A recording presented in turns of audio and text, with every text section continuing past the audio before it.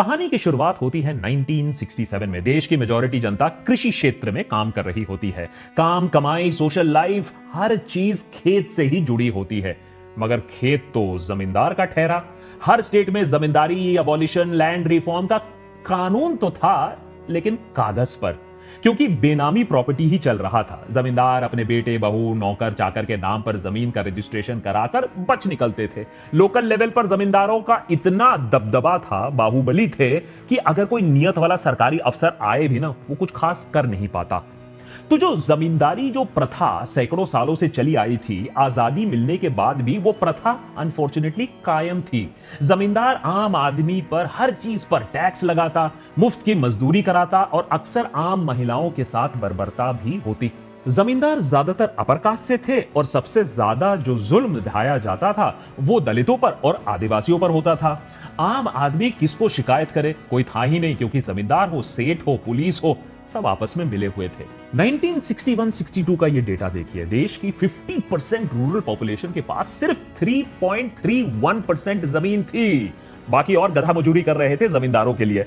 और टॉप 10% के पास 54.6% जमीन थी। वैसे आज भी वेल्थ डिस्ट्रीब्यूशन का मामला उतना ही पेचीदा है। 1%, टॉप 1% के पास लगभग सारी संपत्ति है। अब इस कॉन्टेक्स्ट में बंगाल के दार्जिलिंग जिले में एक जमींदार एक किसान को उसकी जमीन से इलीगली बेदखल कर रहा था और जमींदार के लोग किसान को बुरी तरीके से पीटते हैं। इलाके के संथल आदिवासी किसान जो थे वो आक्रोश में आ जाते हैं, तीर कमान लेकर प्रदर्शन करने लगते हैं। सरकार ने पुलिस भेजी और प्रोटेस्टर्स और पुलिस भिड़ गए।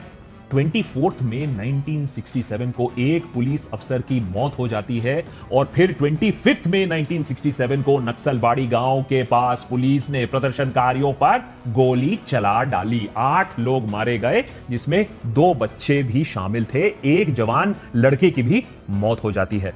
दार्जिलिंग के एसपी ने इस घटना पर लिखा कि कई नेता दूसरे इलाकों से भी आए थे, भिड़ गए थे, मामला पॉलिटिकल बन गया था। मगर ढंग से जमीन बंटवारा हुआ होता तो मूवमेंट को इतनी हवा नहीं मिलती। ये लाइन इंपॉर्टेंट है, याद रखिएगा, क्योंकि मूवमेंट को हवा तो मिल गई। कोलकाता में 22 अप्रैल 1969 चारू मजुमदार के नेतृत्व में communist party of India Marxist Leninist या सीपीआईएमएल की स्थापना होती है। पार्टी का मानना था कि हिंदुस्तान में असली आजादी तभी आएगी जब सरकारी यंत्र यानी सेठ हो, जमींदार हो, ये इनके हाथों में ना हो, ये मजदूर किसान के हाथ में हो, इंस्ट्रूमेंट ऑफ स्टेट। और ये सिर्फ पॉसिबल है एक आर्म्ड कम्युनिस्ट इनकलाब या एक रेवोल्यूशन से ही यह संभव हो सकता है। अब यह बहुत खतरनाक विचारधारा है और इस विचारधारा को ही नक्सलवाद बुलाया गया। कई स्टूडेंट्स क्यूबा, वियतनाम जैसे कम्युनिस्ट इनकलाब मूवमेंट से इंस्पायर होकर पार्टी ज्वाइन करने लगते हैं।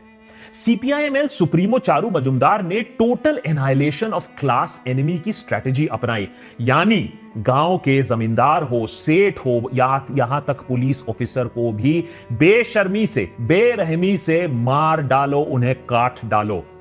लेकिन गांधी जी के अहिंसा की शक्ति को जो ना समझे, उसे उसका नतीजा जरूर भुगतना पड़ता है। खुलेआम इस तरीके से धमकी देना, खुलेआम इस तरीके से वायलेंस का कॉल देना दे देता है एक एब्सोल्यूट रीजन कि प्रधानमंत्री Indira Gandhi operation steeplechase launch करे। बोलने के लिए तो ये एक मिलिट्री ऑपरेशन था, लेकिन इसमें आर्मी का भी कंट्रीब्यूशन था।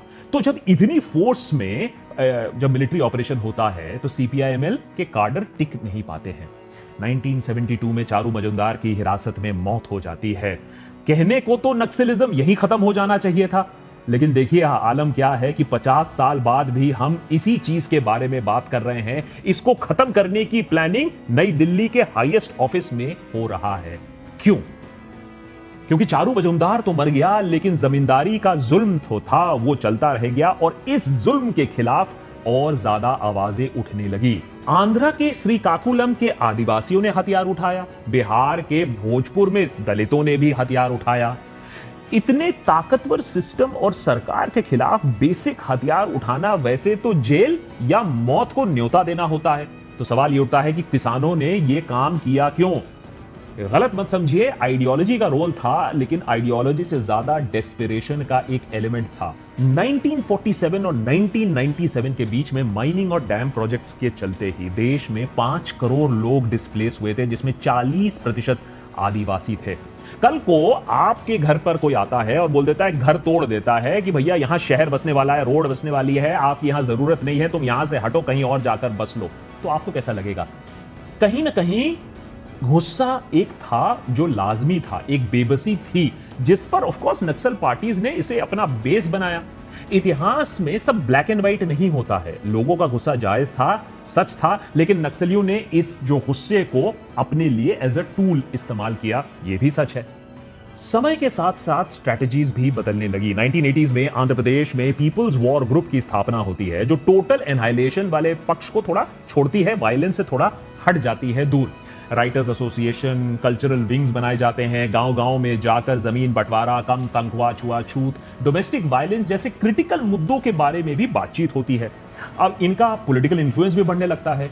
नक्सलाइट्स और उनके सिंपैथाइजर्स को अपने तरफ करने के लिए 1983 में आंध्रा इलेक्शंस के दौरान तेलुगु देशम पार्टी के सुप्रीमो एनटीआर ने नक्सलियों को देशभक्त भी बोल दिया। एनटीआर जी में भी एक फकीरी थी। हालांकि नक्सल पार्टीज ने इलेक्शंस का तब भी बॉयकॉट कर दिया, बहिष्कार कर दिया। उन्होंने कहा कि ये सब फर्जी इलेक्शंस हैं, सिस्टम को अगर बदलना है तो हथियार तो अल्टीमेटली उठाना ही पड़ेगा। नक्सल पार्टीज के कई सारे आर्म्ड स्क्वाड्स होते थे। स्ट्रैटेजी थी कि ग्रामीण इलाकों में पार्टी को एक्सपैंड करो, जंगली इलाकों में अपना बेस बनाओ। 2004 में अलग अलग नक्सलाइट पार्टीज फिर एकजुट होते हैं और communist party of India Maoist की स्थापना होती है। मैंने सिचुएशन यहां बद से बदतर होती रहती है।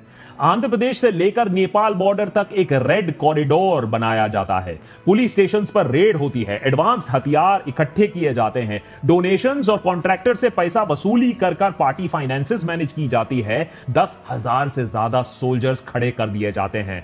पार्टी में स्त्री पुरुष को एक जैसा काम दिया जाता है। अलग अलग जंगली इलाकों में कैंप्स बैठाए जाते हैं, मिलिट्री ट्रेनिंग और ड्रिलिंग होती है और हर गुरिल्ला सैनिक के पास यूनिफॉर्म, दवाइयां, किताबें, एम्युनिशन, बंदूक ये सब दिया जाता है। पूरा स्ट्रक्चर बनाया जाता है। इलेक्टेड मेंबर्स, पार्टी, कांग्रेस, आदिवासी महिला संगठन, हेल्थ और लिटरेसी कैंप्स और जन अदालत, जिसमें ब्रूटल भीषण पनिशमेंट भी दिया जाता है, जिन्हें लगता है कि enemies of the state of Naxalism है।